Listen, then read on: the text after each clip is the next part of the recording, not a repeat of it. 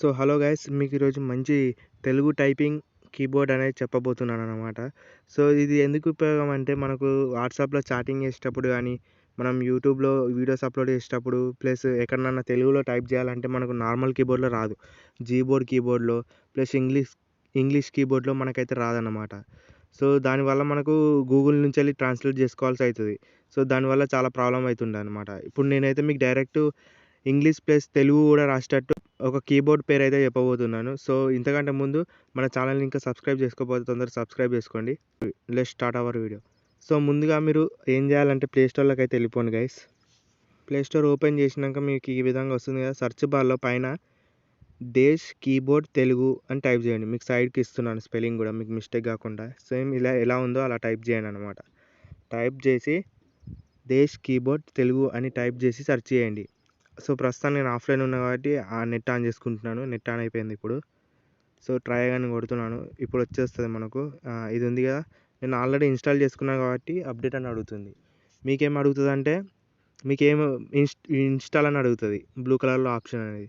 So మీరు install చేసుకోండి దాన్ని. ఇన్స్టాల్ చేసుకున్న తర్వాత సో అప్రాక్సిమేట్లీ ఒక 7-8 MB ఉంటుంది అంతే. మనకి రేటింగ్ కూడా బాగానే ఉంది యాప్ది. 4.5 రేటింగ్ అంటే అవుట్ ఆఫ్ 5 బాగానే ఉన్నట్టు రేటింగ్. చాలామంది ఇదే యాప్ యూజ్ చేస్తారన్నమాట. తెలుగు కీబోర్డే, తెలుగు దేశ్ కీబోర్డ్ అన్నమాట ఇది. సో ఇది డౌన్లోడ్ అయిపోయిన తర్వాత మీకు ఈ విధంగానైతే లోగో కనబడుతుంది.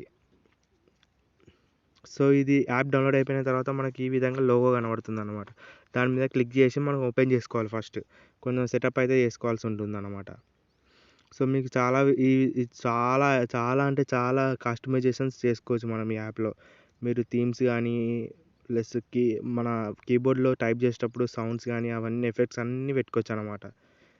మీరు ఫోటో గానీ, లేకపోతే థీమ్ కలర్ గానీ ఏదన్నా పెట్టుకోవచ్చనమాట. మీకు నచ్చింది ఏదైతే అదే పెట్టుకోవచ్చనమాట.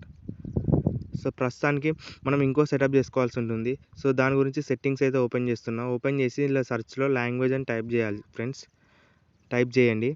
టైప్ చేసి లాంగ్వేజ్ అండ్ ఇన్పుట్ ఆప్షన్ ఉంటుంది కదా, అది ఓపెన్ చేసుకోండి. ఇందులో మనం డిఫాల్ట్గా దేశ్ తెలుగు కీబోర్డ్ అని సెలెక్ట్ చేసుకోవాలి. పాతది ఏముంటుందంటే మన నార్మల్ది ఇంగ్లీష్ది ఉంటుంది కదా డిఫాల్ట్ది, అది తీసేసి మనం ఇప్పుడు ప్రజెంట్ డౌన్లోడ్ చేసుకున్న ఇది దేశ్ కీబోర్డ్ది సెలెక్ట్ చేసుకోవాలన్నమాట.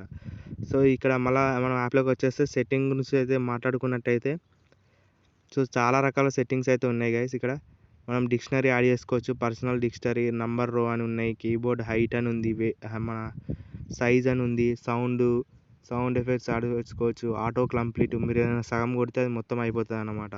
ఇది గైస్ ఈరోజు వీడియో. మీకు నచ్చినట్లయితే లైక్ చేయండి, షేర్ చేయండి, సబ్స్క్రైబ్ చేయండి. సో ఇలాంటి మరిన్ని వీడియోస్ కోసం బెల్ ఐకాన్ని ఆన్లో పెట్టుకోండి.